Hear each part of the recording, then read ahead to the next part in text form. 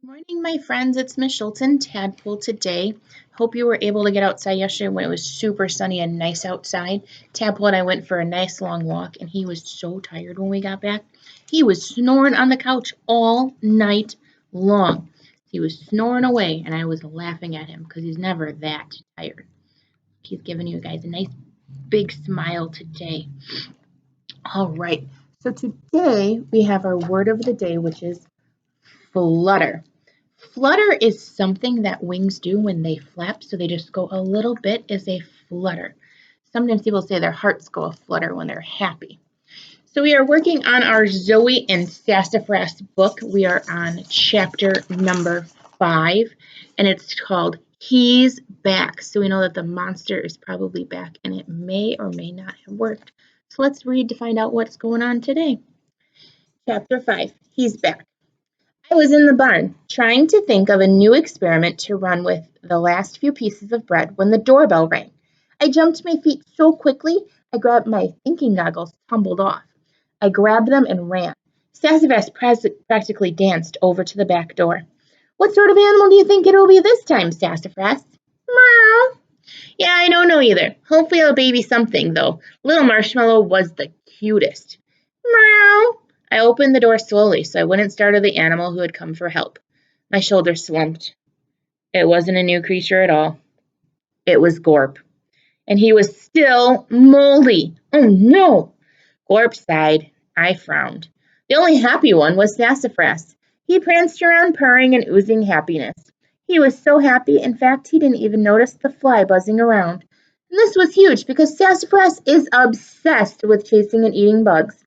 I snatched him up again before he had the chance to scare Gorp.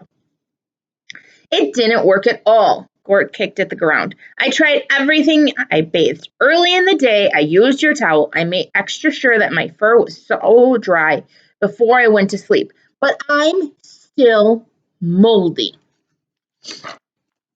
He looked like he was about to cry. Then the fly circled around Gorp's head. He tried to swat it away, but it wouldn't leave.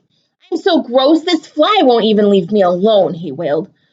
Gorp, please don't cry. Don't give up yet. The first thing we tried didn't work, but that doesn't mean we can't solve your problem. We've just got to try something else. But what? Cried Gorp. Nothing will fix my moldy fur. I'll be covered in mold forever and ever, and I'll never get to go to the dance. Never. Sassafras rustled out of my arms and ran up to Gorp. Sassafras's snuggles always made me feel better when I'm crying. But there's a very angry Gorp and a very shocked-looking Zoe. And then there's Sassafras just hanging out. Super excited. Gorp saw him coming and backed up. I managed to grab Sassafras. Stay, I instructed. He gave me a stinky look, but sat down at my feet. I know you don't see a lot of cats, but they aren't mean, and they don't eat monsters. You really don't need to be scared of Sassafras. He wouldn't hurt a fly. Just as I said it, that pesky fly flew by Sassafras, and he ate it. Gorp shrieked. Whoops! I tossed Sassafras in the barn and shut the door. I patted Gorp's arm until he started to breathe more normally. Then it was time to get to work. What to try, I muttered as I tapped my thinking goggles. Oh, I should try lots of things. I should run an experiment. I could try adding a bunch of different things to Gorp's fur to stop it from molding. Bingo! Give me a minute, Gorp. I need to grab something from the house. I held onto my goggles and dashed into the house and grabbed some Ziploc bags and scissors. I wasn't sure what to try on Gorp's fur yet, but I knew I needed several fur samples to get started. When I returned to the barn, I didn't see Gorp anywhere. Oh no! There's a very shocked Gorp because Sassafras ate a fly. Gorp! Gorp! Are you here? Where did you go?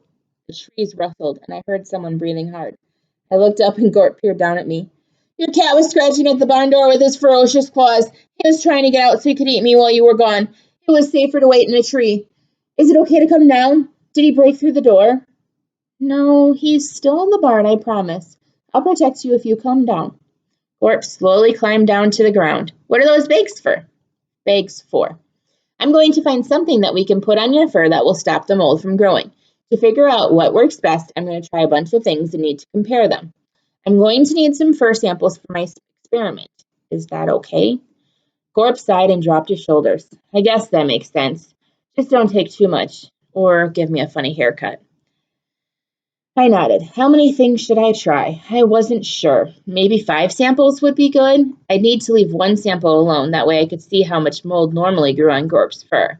Then I could add different things to the other samples to try to stop the mold from growing. I used the length of my pointer finger to measure a piece of orange fur on Gorp's back. I needed some way to make sure I'd have the same amount of hair each time.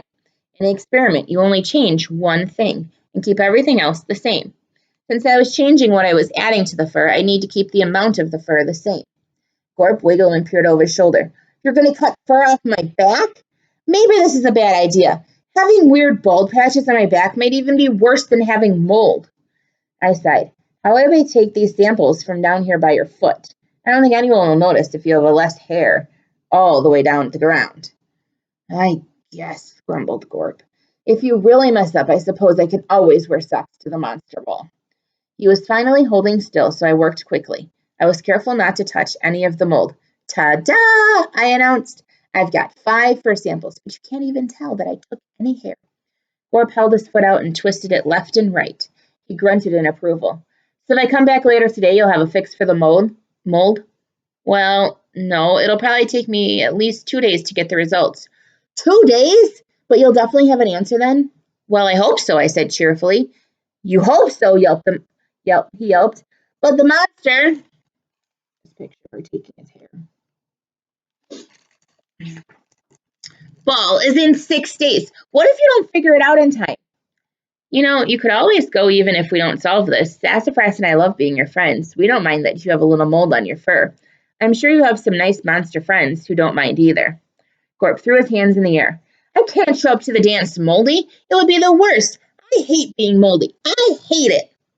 Poor Gorp. He was super worried about his moldy fur. We had to figure out a solution. Don't worry. I'm going to try a bunch of things in my experiment. I'm sure that one of them will work. Gorp sniffled and wiped his nose. He nodded. After he left, I ran back to the house with my bags of monster fur and washed my hands carefully. I had 2 days to figure out a solution. The clock was ticking. Chapter 6. Play-Doh. I sat and thought, and then I stood and thought, and then I walked around and thought, what could I add to stop the mold from growing on Gorp's fur? My investigations with the bread had been more about getting more mold to grow, not about stopping it from growing at all. The bread in the freezer never grew any mold, but putting Gorp in a freezer was probably not the sort of solution he had in mind. I sat down at our dining room table. Sassafras jumped into my lap. I patted him and stared at that messy table covered with my art projects and things I'd invented using the stuff my mom saved for me from our recycling. Maybe my thinking goggles weren't positioned right. I moved them closer to the spot on my head I figured was closest to my brain and waited. I was looking at all of the things on the table when a word started bouncing around in my head. Play-Doh. Play-Doh? Okay, thinking goggles, if you say so. I muttered and started playing with the Play-Doh and waited for more inspiration from my goggles. I made a little Gorp out of the Play-Doh. So there's a picture of their dining room table covered in all sorts of funness. It's kind of what my dining room table looks like right now with all my school stuff. Sassafras saw the Play-Doh Gorp and purred. I laughed. Boy, did my cat love Gorp. I was making a little sassafras to put next to the little Gorp when it hit me. The moldy Play-Doh! Of course! One time I wanted to make a batch of sparkly grape-scented Play-Doh. I gathered up all my supplies, but the salt container was almost empty. It only had a teaspoon of salt left in it, and the Play-Doh recipe said I needed 2/3 of a cup of salt. I decided to add the teaspoon of salt and hope that the Play-Doh would still turn out fine. And it did. Well, at first. I went to grab it a few days later, and it was completely fuzzy with mold. I was shocked. I brought the container to my mom to show her. She said, salt keeps the Play-Doh fresh. If there's not enough salt, then the Play-Doh will mold. Mom called the salt a special word. What was it?